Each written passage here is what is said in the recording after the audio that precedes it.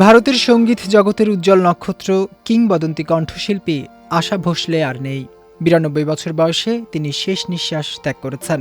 ভারতীয় গণমাধ্যম সূত্রে জানা গেছে, ১১ এপ্রিল মুম্বাইয়ের একটি হাসপাতালে গুরুতর অসুস্থ অবস্থায় ভর্তি হওয়ার পর চিকিৎসাধীন অবস্থায় তার মৃত্যু হয়।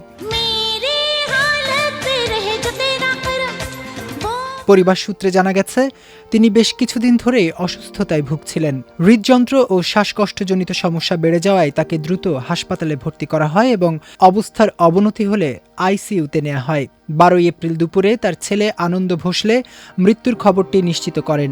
তিনি আরও জানান যে ১৩ এপ্রিল এই কিংবদন্তির শেষকৃত্য সম্পন্ন হবে। ১৯৩৩ সালে সঙ্গীত পরিবারে জন্ম নেয়া আশা ভোসলে খুব ছোটবেলাতেই গানের ভুবনে পা রাখেন।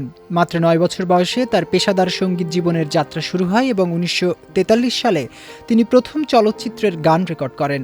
১৯৫০-এর দশকের মধ্যেই তিনি বলিউডে নিজের এক স্বতন্ত্র ও মজবুত অবস্থান তৈরি করে নিয়েছিলেন।